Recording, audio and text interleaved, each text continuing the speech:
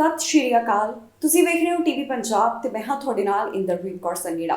ਇਸ ਪ੍ਰੋਗਰਾਮ ਵਿੱਚ ਗੱਲਬਾਤ ਕਰਾਂਗੇ ਅਮਰੀਕਾ ਦੀਆਂ तमाम ਵੱਡੀਆਂ ਖਬਰਾਂ ਦੀ। ਨਜ਼ਰ ਮਾਰਦੇ ਹਾਂ ਖਬਰਾਂ ਉੱਪਰ। ਹੁਣ ਅਨਵੈਕਸੀਨੇਟਿਡ ਯਾਤਰੀ ਵੀ ਯਾਤਰਾ ਕਰ ਸਕਦੇ ਨੇ। ਕਈ ਦੇਸ਼ਾਂ ਵੱਲੋਂ ਬਿਨਾਂ ਟੀਕਾ ਲਗਵਾਉਣ ਵਾਲੇ ਯਾਤਰੀਆਂ ਲਈ ਵੀ ਆਪਣੇ ਬਾਰਡਰ ਖੋਲ ਦਿੱਤੇ ਨੇ। ਜੀ ਹਾਂ, ਕਈ ਦੇਸ਼ਾਂ ਵੱਲੋਂ ਮੁਕੰਮਲ ਤੌਰ ਦੇ ਉੱਪਰ ਕੋਰੋਨਾ ਵਾਇਰਸ ਕਾਰਨ ਜਿਹੜੀਆਂ ਪਾਬੰਦੀਆਂ ਲਗਾਈਆਂ ਗਈਆਂ ਉਹਨਾਂ ਨੂੰ ਖਤਮ ਕਰ ਦਿੱਤਾ ਹੈ, ਪਰ ਕਈ ਥਾਵਾਂ ਦੇ ਉੱਪਰ ਅਜੇ ਵੀ ਕੁਝ ਪਾਬੰਦੀਆਂ ਬਰਕਰਾਰ ਨੇ। ਇਸ ਖਬਰ ਵਿੱਚ ਜਾਣਕਾਰੀ ਤੁਹਾਡੇ ਨਾਲ ਸਾਂਝੀ ਕਰਾਂਗੇ ਕਿ ਕਿਹੜੇ ਦੇਸ਼ ਵਿੱਚ ਕਿਹੜੀਆਂ ਪਾਬੰਦੀਆਂ ਲੱਗੀਆਂ ਹੋਈਆਂ ਨੇ ਜਾਂ ਫਿਰ ਕਿਹੜੇ ਦੇਸ਼ ਵੱਲੋਂ ਪੂਰੀ ਤਰ੍ਹਾਂ ਆਪਣੇ ਬਾਰਡਰ ਅਨਵੈਕਸੀਨੇਟਿਡ ਯਾਤਰੀਆਂ ਵਾਸਤੇ ਵੀ ਖੋਲ ਦਿੱਤੇ ਗਏ ਨੇ। ਬਿਨਾਂ ਟੀਕਾ ਹਾਸਲ ਕਰਨ ਵਾਲੇ ਭਾਵ ਕਿ ਅਨਵੈਕਸੀਨੇਟਿਡ ਯਾਤਰੀ ਵੀ ਹੁਣ ਸਫ਼ਰ ਕਰ ਸਕਣਗੇ।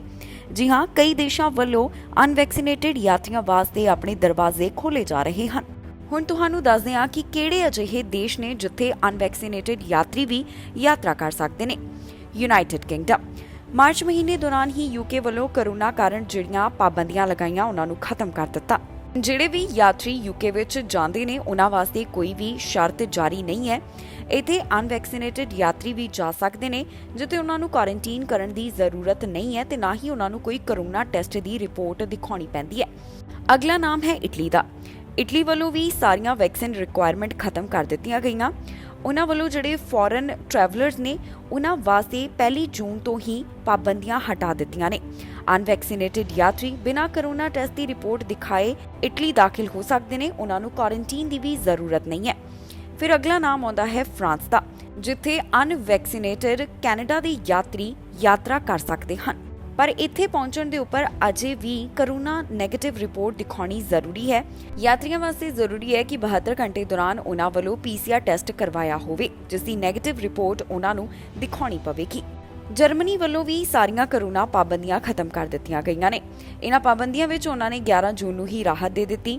ਜਿਹੜੇ ਵੀ ਯਾਤਰੀ ਇੱਥੇ ਆਉਂਦੇ ਨੇ ਉਹਨਾਂ ਨੂੰ ਹੁਣ ਜ਼ਿਆਦਾ ਪਾਬੰਦੀਆਂ ਦਾ ਸਾਹਮਣਾ ਨਹੀਂ ਕਰਨਾ ਪੈਂਦਾ, ਪਰ ਯਾਤਰੀਆਂ ਵਾਸਤੇ ਅਜੇ PCR ਟੈਸਟ ਜ਼ਰੂਰੀ ਹੈ। ਪਰ 16 ਜੂਨ ਤੋਂ ਇਹ ਪਾਬੰਦੀਆਂ ਵੀ ਖਤਮ ਕਰ ਦਿੱਤੀਆਂ ਗਈਆਂ ਨੇ। ਜਾਪਾਨ ਦੇ ਵਿੱਚ ਯਾਤਰੀਆਂ ਵਾਸਤੇ ਜ਼ਰੂਰੀ ਹੈ ਕਿ ਉਹ ਉੱਥੇ ਪਹੁੰਚਣ ਤੇ PCR ਰਿਪੋਰਟ ਦਿਖਾਉਣ। ਯਾਤਰੀਆਂ ਉੱਪਰ ਕੋਈ ਵੀ ਵੈਕਸੀਨ ਰਿਕੁਆਇਰਮੈਂਟ ਲਾਗੂ ਨਹੀਂ ਹੁੰਦੀ। ਭਾਰਤ ਵੱਲੋਂ ਵੀ ਬਿਨਾਂ ਟੀਕਾ ਲਗਵਾਉਣ ਵਾਲੇ ਯਾਤਰੀਆਂ ਦਾ ਸਵਾਗਤ ਕੀਤਾ ਜਾ ਰਿਹਾ ਹੈ, ਪਰ ਜ਼ਰੂਰੀ ਹੈ ਕਿ 72 ਘੰਟੇ ਦੌਰਾਨ ਦੀ PCR ਟੈਸਟ ਰਿਪੋਰਟ ਯਾਤਰੀ ਵੱਲੋਂ ਅਪਲੋਡ ਕੀਤੀ ਜਾਵੇ। ਇਸ ਤੋਂ ਇਲਾਵਾ ਭਾਰਤ ਪਹੁੰਚਣ ਦੇ ਉੱਪਰ ਯਾਤਰੀਆਂ ਦੀ ਰੈਂਡਮ ਟੈਸਟਿੰਗ ਵੀ ਕੀਤੀ ਜਾ ਸਕਦੀ ਹੈ। ਮੈਕਸੀਕੋ ਦੇ ਵਿੱਚ ਕੋਈ ਵੀ ਟੈਸਟਿੰਗ ਤੇ ਕੁਆਰੰਟਾਈਨ ਦੀ ਰਿਕੁਆਇਰਮੈਂਟ ਨਹੀਂ ਹੈ। ਇੱਥੇ ਅਨਵੈਕਸੀਨੇਟਿਡ ਕੈਨੇਡੀਅਨ ਯਾਤਰਾ ਕਰ ਸਕਦੇ ਨੇ। ਗੈਸ ਦੀਆਂ ਕੀਮਤਾਂ ਵਿੱਚ ਲਗਾਤਾਰ ਵਾਧਾ ਹੋ ਰਿਹਾ ਹੈ। ਇਹ ਕੀਮਤਾਂ ਅਜੇ ਘੱਟ ਨਹੀਂ ਹੋਣਗੀਆਂ। ਮਾਹਰਾਂ ਦਾ ਮੰਨਣਾ ਹੈ ਕਿ 2023 ਤੱਕ ਇਹ ਸਿਲਸਿਲਾ ਬਰਕਰਾਰ ਰਹਿਣ ਵਾਲਾ ਹੈ, ਭਾਵ ਕਿ 2023 ਤੱਕ ਇਹਨਾਂ ਗੈਸ ਦੀਆਂ ਕੀਮਤਾਂ ਵਿੱਚ ਵਾਧਾ ਹੁੰਦਾ ਰਹੇਗਾ। ਗੈਸ ਦੀਆਂ ਕੀਮਤਾਂ ਵਿੱਚ ਜਿਹੜਾ ਲਗਾਤਾਰ ਵਾਧਾ ਹੋ ਰਿਹਾ ਹੈ, ਅਜੇ ਇਹ ਸਿਲਸਿਲਾ ਜਾਰੀ ਰਹਿਣ ਵਾਲਾ ਹੈ। ਜਲਦ ਇਹ ਗੈਸ ਦੀਆਂ ਕੀਮਤਾਂ ਘੱਟ ਨਹੀਂ ਹੋਣਗੀਆਂ। ਇਸ ਬਾਰੇ ਰਿਸਰਚ ਫਰਮ ਦਾ ਕਹਿਣਾ ਹੈ ਕਿ 2023 ਤੱਕ ਇਸ ਤਰ੍ਹਾਂ ਹੀ ਸਿਲਸਿਲਾ ਜਾਰੀ ਰਹਿਣ ਵਾਲਾ ਹੈ, ਭਾਵ ਕਿ ਗੈਸ ਦੀਆਂ ਕੀਮਤਾਂ ਲਗਾਤਾਰ ਵਧਦੀਆਂ ਰਹਿਣਗੀਆਂ। ਅਮਰੀਕਾ ਵਿੱਚ ਤਾਂ ਗੈਸ ਦੀਆਂ ਕੀਮਤਾਂ ਕਾਫੀ ਜ਼ਿਆਦਾ ਵੱਧ ਦਰਜ ਕੀਤੀਆਂ ਜਾ ਰਹੀਆਂ ਨੇ। ਇੱਥੇ ਕਈ ਥਾਵਾਂ ਦੇ ਉੱਤੇ ਤਾਂ ਡਰਾਈਵਰਾਂ ਨੂੰ $6 ਤੋਂ ਵੱਧ ਤੱਕ ਅਦਾ ਕਰਨੇ ਪੈ ਰਹੇ ਨੇ। ਇਸ ਤੋਂ ਇਲਾਵਾ ਵੁੱਡਮੈਕ ਵੱਲੋਂ ਜਾਣਕਾਰੀ ਦਿੱਤੀ ਗਈ ਕਿ ਰਿਫਾਈਨਰੀਜ਼ ਵੱਲੋਂ ਕ੍ਰੂਡ ਆਇਲ ਸੰਬੰਧੀ ਜਿਹੜਾ ਮੁਨਾਫਾ ਕਮਾਇਆ ਜਾ ਰਿਹਾ ਹੈ ਉਹ ਪ੍ਰਤੀ ਬੈਰਲ ਦੇ ਹਿਸਾਬ ਨਾਲ $30 ਹੈ। ਦੱਸ ਦਈਏ ਕਿ ਜੋ ਰੂਸ ਵੱਲੋਂ ਯੂਕਰੇਨ ਤੇ ਹਮਲਾ ਕੀਤਾ ਗਿਆ ਉਸ ਦਾ ਅਸਰ ਵੱਖ-ਵੱਖ ਦੇਸ਼ਾਂ ਦੇ ਉੱਪਰ ਪਿਆ। ਇਹ ਪ੍ਰਭਾਵ ਇਸ ਤਰ੍ਹਾਂ ਪਿਆ ਕਿ ਵੱਖ-ਵੱਖ ਦੇਸ਼ਾਂ ਵਿੱਚ ਗੈਸ ਦੀਆਂ ਕੀਮਤਾਂ ਆਸਮਾਨ ਛੂ ਰਹੀਆਂ ਨੇ। ਆਮ ਲੋਕਾਂ ਦੀ ਜੇਬ ਤੇ ਭਾਰੀ ਬੋਝ ਪੈ ਰਿਹਾ ਹੈ ਤੇ ਅਜੇ ਵੀ ਇਹ ਸਿਲਸਿਲਾ ਅੱਗੇ ਇਸੇ ਤਰ੍ਹਾਂ ਹੀ ਚੱਲਦਾ ਰਹਿਣ ਵਾਲਾ ਹੈ। ਐਕਸਪਰਟਸ ਦੀ ਮੰਨੀਏ ਤਾਂ ਉਹਨਾਂ ਦਾ ਕਹਿਣਾ ਹੈ ਕਿ ਅਗਲੇ ਸਾਲ ਤੱਕ ਪ੍ਰਤੀ ਬੈਰਲ ਦੇ ਹਿਸਾਬ ਨਾਲ ਗੈਸ ਦੀ ਕੀਮਤ $100 ਦਰਜ ਕੀਤੀ ਜਾ ਸਕਦੀ ਹੈ। ਡਾਕਟਰ ਐਂਥਨੀ ਫਾਊਚੀ ਨੂੰ ਕੋਰੋਨਾ ਹੋ ਗਿਆ। ਇਸ ਦੀ ਜਾਣਕਾਰੀ ਹੁਣ ਸਾਹਮਣੇ ਆ ਰਹੀ ਹੈ। ਡਾਕਟਰ ਫਾਊਚੀ ਵੱਲੋਂ ਕੋਵਿਡ-19 ਵੈਕਸੀਨ ਦੇ ਦੋਨੋਂ ਟੀਕੇ ਅਤੇ ਦੋਨੋਂ ਬੂਸਟਰ ਡੋਜ਼ ਲਗਵਾਏ ਗਏ ਨੇ ਤੇ ਹੁਣ ਉਹਨਾਂ ਨੂੰ ਕੋਰੋਨਾ ਵਾਇਰਸ ਦੇ ਹਲਕੇ ਲੱਛਣ ਹਨ। ਦੱਸਿਆ ਜਾ ਰਿਹਾ ਹੈ ਕਿ ਉਹਨਾਂ ਵੱਲੋਂ ਪਬਲਿਕ ਹੈਲਥ ਗਾਈਡਲਾਈਨਸ ਦੀ ਪਾਲਣਾ ਕੀਤੀ ਜਾ ਰਹੀ ਹੈ। ਅਮਰੀਕਾ ਦੇ ਟਾਪ ਡਾਕਟਰ ਕੋਰੋਨਾ ਵਾਇਰਸ ਦੀ ਲਪੇਟ ਵਿੱਚ ਆ ਗਏ ਨੇ। ਜੀ ਹਾਂ, doctor Anthony Fauci corona positive ਪਾਏ ਗਏ। 81 ਸਾਲਾ ਡਾਕਟਰ ਫਾਊਚੀ ਫੁੱਲੀ ਵੈਕਸੀਨੇਟਡ ਹਨ ਤੇ ਉਹਨਾਂ ਵੱਲੋਂ ਦੋਨੋਂ ਬੂਸਟਰ ਡੋਜ਼ ਵੀ ਲਗਵਾਏ ਗਏ, ਭਾਵ ਕਿ ਉਹਨਾਂ ਵੱਲੋਂ 4 ਕੋਰੋਨਾ ਟੀਕੇ ਹਾਸਲ ਕੀਤੇ ਗਏ ਨੇ। ਇਸ ਤੋਂ ਬਾਅਦ ਵੀ ਉਹਨਾਂ ਦੀ ਕੋਰੋਨਾ ਰਿਪੋਰਟ ਪੋਜ਼ਿਟਿਵ ਆਈ ਹੈ, ਪਰ ਦੱਸ ਦਈਏ ਕਿ ਉਹਨਾਂ ਨੂੰ ਇਸ ਸਮੇਂ ਕੋਰੋਨਾ ਦੇ ਹਲਕੇ ਹੀ ਲੱਛਣ ਹਨ, ਜਿਸ ਦੀ ਜਾਣਕਾਰੀ ਨੈਸ਼ਨਲ ਇੰਸਟੀਚਿਊਟ ਆਫ ਹੈਲਥ ਵੱਲੋਂ ਸਾਂਝੀ ਕੀਤੀ ਗਈ ਹੈ। ਦੱਸਿਆ ਜਾ ਰਿਹਾ ਹੈ ਕਿ ਡਾਕਟਰ ਫਾਊਚੀ ਦਾ ਨੇੜਲਾ ਸੰਪਰਕ ਰਾਸ਼ਟਰਪਤੀ ਜੋ ਬਾਈਡਨ ਜਾਂ ਫਿਰ ਕਿਸੇ ਹੋਰ ਸੀਨੀਅਰ ਗਵਰਨਮੈਂਟ ਆਫੀਸ਼ੀਅਲ ਨਾਲ ਨਹੀਂ ਹੋ ਸਕਿਆ। ਉਹਨਾਂ ਵੱਲੋਂ ਰੈਪਿਡ ਐਂਟੀਜਨ ਟੈਸਟ ਕਰਵਾਇਆ ਗਿਆ ਸੀ, ਜਿਸ ਦਾ ਨਤੀਜਾ ਪੋਜ਼ਿਟਿਵ ਨਿਕਲਿਆ। ਉਹਨਾਂ ਵੱਲੋਂ ਹੁਣ ਪਬਲਿਕ ਹੈਲਥ ਗਾਈਡਲਾਈਨਸ ਦੀ ਪਾਲਣਾ ਕੀਤੀ ਜਾ ਰਹੀ ਹੈ। ਇਸੇ ਸਾਰੀ ਜਾਣਕਾਰੀ ਇੱਕ ਸਟੇਟਮੈਂਟ ਵਿੱਚ ਸਾਂਝੀ ਕੀਤੀ ਗਈ ਹੈ। ਦੱਸ ਦਈਏ ਕਿ ਫਾਊਚੀ ਬਾਈਡਨ ਦੇ ਚੀਫ ਮੈਡੀਕਲ ਐਡਵਾਈਜ਼ਰ ਅਤੇ director of the national institute of allergy and infectious diseases ਹਨ। ਦੱਸ ਦਈਏ ਕਿ ਇਸ ਤੋਂ ਪਹਿਲਾਂ ਯੂਐਸ ਹੈਲਥ ਸੈਕਟਰੀ ਵੀ ਕੋਰੋਨਾ ਦੀ ਲਪੇਟ ਵਿੱਚ ਆ ਚੁੱਕੇ ਨੇ। ਜਦੋਂ ਉਹਨਾਂ ਵੱਲੋਂ ਕੋਰੋਨਾ ਟੈਸਟ ਕਰਵਾਇਆ ਗਿਆ ਤਾਂ ਇਸ ਦੇ ਨਤੀਜੇ ਪੋਜ਼ਿਟਿਵ ਨਿਕਲੇ। ਗ੍ਰੈਜੂਏਸ਼ਨ ਦੌਰਾਨ ਗੋਲੀਆਂ ਚੱਲਣ ਦੇ ਸੰਬੰਧ ਵਿੱਚ 4 ਜਾਣਿਆਂ ਨੂੰ ਹਿਰਾਸਤ ਵਿੱਚ ਲਿਆ ਗਿਆ। ਇਹਨਾਂ ਵਿੱਚ 3 ਅਡਲਟਸ ਤੇ 1 ਟੀਨੇਜਰ ਦੱਸਿਆ ਜਾ ਰਿਹਾ ਹੈ। ਗੋਲੀ ਲੱਗਣ ਕਾਰਨ ਇੱਕ 80 ਸਾਲਾ ਔਰਤ ਦੀ ਮੌਤ ਹੋ ਗਈ ਤੇ 2 ਜਾਣੇ ਜ਼ਖਮੀ ਦੱਸੇ ਜਾ ਰਹੇ ਨੇ, ਜਿਨ੍ਹਾਂ ਦੀ ਹਾਲਤ ਸਥਿਰ ਬਣੀ ਹੋਈ ਹੈ। ਅਮਰੀਕਾ ਵਿੱਚ ਇੱਕ ਵਾਰ ਫਿਰ ਤੋਂ ਗੋਲੀਆਂ ਚੱਲੀਆਂ। ਗੋਲੀਬਾਰੀ ਦੀ ਘਟਨਾ ਦੇ ਸੰਬੰਧ ਵਿੱਚ 4 ਜਾਣਿਆਂ ਨੂੰ ਹਿਰਾਸਤ ਵਿੱਚ ਲਿਆ ਗਿਆ। ਦੱਸ ਦਈਏ ਕਿ ਇਹ ਗੋਲੀਆਂ ਹਾਈ ਸਕੂਲ ਗ੍ਰੈਜੂਏਸ਼ਨ ਦੌਰਾਨ ਚੱਲੀਆਂ, ਜਿਸ ਵਿੱਚ 80 ਸਾਲਾ ਔਰਤ ਦੀ ਮੌਤ ਹੋ ਗਈ।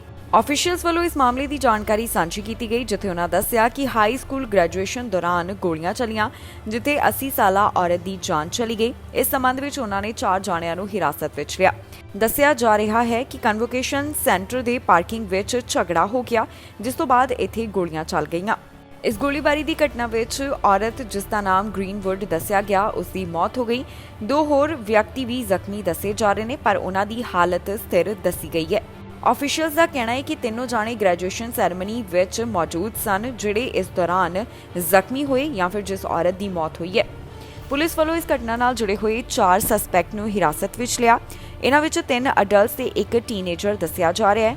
ਇਸ ਘਟਨਾ ਨਾਲ ਜੁੜੇ ਹੋਏ ਟੀਨੇਜਰ ਦੀ ਗ੍ਰਿਫਤਾਰੀ ਤਾਂ ਨੇੜਿਓਂ ਹੀ ਹੋ ਗਈ ਸੀ, ਜਿਸ ਬਾਰੇ ਪੁਲਿਸ ਵਿਭਾਗ ਵੱਲੋਂ ਦੱਸਿਆ ਗਿਆ। ਜਿਹੜੇ 3 ਅਡਲਟ ਨੇ ਉਹਨਾਂ ਦੀ ਪਹਿਚਾਣ ਪੁਲਿਸ ਵੱਲੋਂ ਜਨਤਕ ਕੀਤੀ ਗਈ ਹੈ, ਪਰ ਟੀਨੇਜਰ ਦੇ ਬਾਰੇ ਪੁਲਿਸ ਨੇ ਅਜੇ ਨਹੀਂ ਦੱਸਿਆ। ਪੁਲਿਸ ਵੱਲੋਂ ਦੱਸਿਆ ਗਿਆ ਕਿ ਇੱਕ ਦਾ ਨਾਮ ਲੈਵਰਨ, ਜਿਸ ਦੀ ਉਮਰ 40 ਸਾਲ ਦੇ ਕਰੀਬ, ਦੂਸਰੇ ਦਾ ਨਾਮ ਫਰੈਂਕ, ਜਿਸ ਦੀ ਉਮਰ 49 ਸਾਲ ਦੇ ਕਰੀਬ ਦੱਸੀ ਗਈ ਹੈ। ਇਸ ਮਾਮਲੇ ਨਾਲ ਜੁੜੀ ਹੋਈ ਜਾਂਚ ਪੜਤਾਲ ਪੁਲਿਸ ਵਿਭਾਗ ਵੱਲੋਂ ਕੀਤੀ ਜਾ ਰਹੀ ਹੈ, ਜਿਸ ਤੋਂ ਬਾਅਦ ਬਾਕੀ ਦੀ ਅਪਡੇਟ ਉਹਨਾਂ ਵੱਲੋਂ ਸਾਂਝੀ ਕੀਤੀ ਜਾਵੇਗੀ। ਹੁਣ ਤੱਕ ਦੀ ਜਾਣਕਾਰੀ ਦੇ ਵਿੱਚ ਉਹਨਾਂ ਵੱਲੋਂ ਇਹੀ ਕੁਝ ਦੱਸਿਆ ਗਿਆ ਹੈ। ਵਿਸ਼ਵ ਸਿਹਤ ਸੰਗਠਨ ਵੱਲੋਂ ਦੱਸਿਆ ਗਿਆ ਕਿ ਪਹਿਲਾਂ ਦੇ ਮੁਕਾਬਲੇ ਕੋਰੋਨਾ ਵਾਇਰਸ ਕਾਰਨ ਹੋਣ ਵਾਲੀਆਂ ਮੌਤਾਂ ਦੇ ਅੰਕੜੇ ਵੱਧ ਦਰਜ ਕੀਤੇ ਜਾ ਰਹੇ ਨੇ। ਪਿਛਲੇ ਹਫ਼ਤੇ ਦੀ ਤੁਲਨਾ ਦੇ ਵਿੱਚ ਉਹਨਾਂ ਵੱਲੋਂ ਇਹ ਜਾਣਕਾਰੀ ਦਿੱਤੀ ਗਈ ਹੈ। ਪਹਿਲਾਂ ਇਹਨਾਂ ਮਾਮਲਿਆਂ ਵਿੱਚ ਗਿਰਾਵਟ ਦਰਜ ਕੀਤੀ ਗਈ ਸੀ, ਪਰ ਹੁਣ ਇਹਨਾਂ ਵਿੱਚ ਇੱਕ ਵਾਰ ਫਿਰ ਤੋਂ ਉਛਾਲ ਦੇਖਣ ਨੂੰ ਮਿਲ ਰਿਹਾ ਹੈ। ਬਹੁਤ ਸਾਰੇ ਦੇਸ਼ਾਂ ਵੱਲੋਂ ਕੋਰੋਨਾ ਵਾਇਰਸ ਕਾਰਨ ਲਗਾਈਆਂ ਪਾਬੰਦੀਆਂ ਮੁਕੰਮਲ ਤੌਰ ਤੇ ਖਤਮ ਕਰ ਦਿੱਤੀਆਂ ਨੇ, ਪਰ ਦੂਜੇ ਪਾਸੇ ਵਿਸ਼ਵ ਸਿਹਤ ਸੰਗਠਨ ਵੱਲੋਂ ਇਹ ਤਾਜ਼ਾ ਜਾਣਕਾਰੀ ਦਿੱਤੀ ਗਈ। ਲਗਭਗ ਸਾਰੇ ਦੇਸ਼ ਕੋਰੋਨਾ ਵਾਇਰਸ ਕਾਰਨ ਲਗਾਈਆਂ ਗਈਆਂ ਪਾਬੰਦੀਆਂ ਖਤਮ ਕਰ ਰਹੇ ਨੇ, ਪਰ ਦੂਜੇ ਪਾਸੇ ਵਿਸ਼ਵ ਸਿਹਤ ਸੰਗਠਨ ਵੱਲੋਂ ਇੱਕ ਹੋਰ ਵੱਡੀ ਜਾਣਕਾਰੀ ਸਾਂਝੀ ਕੀਤੀ ਗਈ ਹੈ। WHO ਦਾ ਕਹਿਣਾ ਹੈ ਕਿ 5 ਹਫ਼ਤਿਆਂ ਵਿੱਚ ਅਜਿਹਾ ਪਹਿਲੀ ਵਾਰ ਦੇਖਣ ਨੂੰ ਮਿਲਿਆ ਜਦੋਂ ਕੋਰੋਨਾ ਕਾਰਨ ਮਰਨ ਵਾਲਿਆਂ ਦੀ ਗਿਣਤੀ ਵੱਧ ਦਰਜ ਕੀਤੀ ਗਈ ਹੋਵੇ। ਇਸ ਤੋਂ ਪਹਿਲਾਂ ਕੋਰੋਨਾ ਵਾਇਰਸ ਕਾਰਨ ਜਿਨ੍ਹਾਂ ਦੀ ਮੌਤ ਹੋ ਰਹੀ ਸੀ, ਉਸ ਵਿੱਚ ਗਿਰਾਵਟ ਦਰਜ ਕੀਤੀ ਗਈ, ਪਰ ਹੁਣ ਇੱਕ ਵਾਰ ਫਿਰ ਤੋਂ ਇਸ ਅੰਦਰ ਵਾਧਾ ਦਰਜ ਕੀਤਾ ਗਿਆ। ਇਸ ਵਾਧੇ ਦੇ ਬਾਰੇ 4% ਦਾ ਅੰਕੜਾ ਵਿਸ਼ਵ ਸਿਹਤ ਸੰਗਠਨ ਵੱਲੋਂ ਸਾਂਝਾ ਕੀਤਾ ਗਿਆ। ਉਹਨਾਂ ਵੱਲੋਂ ਇਸ ਦੀ ਜਾਣਕਾਰੀ ਆਪਣੀ ਵੀਕਲੀ ਰਿਪੋਰਟ ਵਿੱਚ ਸਾਂਝੀ ਕੀਤੀ ਗਈ, ਜਿੱਥੇ ਉਹਨਾਂ ਦੱਸਿਆ ਕਿ ਪਿਛਲੇ ਹਫ਼ਤੇ ਕੋਰੋਨਾ ਵਾਇਰਸ ਕਾਰਨ ਮਰਨ ਵਾਲਿਆਂ ਦੀ ਗਿਣਤੀ 8700 ਦੇ ਕਰੀਬ ਸੀ।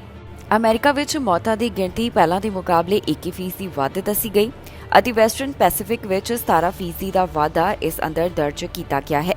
ਵਿਸ਼ਵ ਸਿਹਤ ਸੰਗਠਨ ਦਾ ਕਹਿਣਾ ਹੈ ਕਿ ਪੂਰੇ ਦੇਸ਼ਾਂ ਵਿੱਚ ਹੁਣ ਪਹਿਲਾਂ ਦੇ ਮੁਕਾਬਲੇ ਕੋਰੋਨਾ ਵਾਇਰਸ ਦੇ ਮਾਮਲੇ ਘੱਟ ਹੋਏ ਹਨ। ਪਿਛਲੇ ਹਫ਼ਤੇ ਦੀ ਜਾਣਕਾਰੀ ਮੁਤਾਬਕ 3.2 ਮਿਲੀਅਨ ਪੂਰੇ ਵਿਸ਼ਵ ਵਿੱਚ ਕੋਰੋਨਾ ਵਾਇਰਸ ਦੇ ਮਾਮਲੇ ਦਰਜ ਕੀਤੇ ਗਏ। ਦੱਸ ਦਈਏ ਕਿ ਇਸ ਤੋਂ ਪਹਿਲਾਂ ਕੋਰੋਨਾ ਵਾਇਰਸ ਦੇ ਮਾਮਲਿਆਂ ਵਿੱਚ ਲਗਾਤਾਰ ਗਿਰਾਵਟ ਦਰਜ ਕੀਤੀ ਜਾ ਰਹੀ ਸੀ। ਕੋਰੋਨਾ ਕਾਰਨ ਹੋ ਰਹੀਆਂ ਮੌਤਾਂ ਦਾ ਅੰਕੜਾ ਵੀ ਹੇਠਾਂ ਆ ਰਿਹਾ ਸੀ। ਇੱਥੇ ਇਹ ਵੀ ਜ਼ਿਕਰਯੋਗ ਹੈ ਕਿ ਲਗਭਗ ਸਾਰੇ ਦੇਸ਼ਾਂ ਵੱਲੋਂ ਕੋਰੋਨਾ ਵਾਇਰਸ ਕਾਰਨ ਜਿਹੜੀਆਂ ਪਾਬੰਦੀਆਂ ਲਗਾਈਆਂ ਗਈਆਂ ਉਹਨਾਂ ਨੂੰ ਖਤਮ ਕਰ ਦਿੱਤਾ ਹੈ। ਜ਼ਿਆਦਾਤਰ ਪਾਬੰਦੀਆਂ ਯੂਰਪ ਅਤੇ ਨਾਰਥ ਅਮਰੀਕਾ ਵੱਲੋਂ ਖਤਮ ਕਰ ਦਿੱਤੀਆਂ ਗਈਆਂ ਨੇ। ਪਿਛਲੇ ਦਿਨੀ ਅਮਰੀਕਾ ਵੱਲੋਂ ਐਲਾਨ ਕਰ ਦਿੱਤਾ ਗਿਆ ਕਿ ਜਿਹੜੀ ਯਾਤਰੀ ਅਮਰੀਕਾ ਵਿੱਚ ਆਉਣਗੇ ਉਹਨਾਂ ਵਾਸਤੇ ਹੁਣ ਕੋਰੋਨਾ ਟੈਸਟ ਵੀ ਜ਼ਰੂਰੀ ਨਹੀਂ ਹੈ। ਕੁਝ ਇਸ ਤਰ੍ਹਾਂ ਦਾ ਐਲਾਨ ਕੈਨੇਡਾ ਵੱਲੋਂ ਵੀ ਕੀਤਾ ਗਿਆ ਹੈ, ਪਰ ਇਹ ਰਾਹਤ ਉਹਨਾਂ ਵੱਲੋਂ ਆਪਣੇ ਡੋਮੈਸਟਿਕ ਟਰੈਵਲਰਸ ਨੂੰ ਦਿੱਤੀ ਗਈ ਤੇ ਵੈਕਸੀਨੇਟਡ ਯਾਤਰੀਆਂ ਨੂੰ ਰੈਂਡਮ ਟੈਸਟਿੰਗ ਤੋਂ ਵੀ ਉਹਨਾਂ ਵੱਲੋਂ ਰਾਹਤ ਦੇ ਦਿੱਤੀ ਗਈ ਹੈ। ਸੋ ਇਹ ਸਨ ਕੁਝ ਖਬਰਾਂ ਜਿਹੜੀਆਂ ਅੱਜ ਦੇ ਦਿਨ ਅਮਰੀਕਾ ਤੋਂ ਖਾਸ ਸਾਹਮਣੇ ਆਈਆਂ। ਬਾਕੀ ਖਬਰਾਂ ਲਈ ਤੁਸੀਂ ਬਣੇ ਰਹੋ ਟੀਵੀ ਪੰਜਾਬ ਨਾਲ। ਫਿਲਹਾਲ ਮੈਨੂੰ ਇੰਦਰਪ੍ਰੀਤ ਕੌਰ ਸੰਗੇੜਾ ਨੂੰ ਦਿਓ ਇਜਾਜ਼ਤ।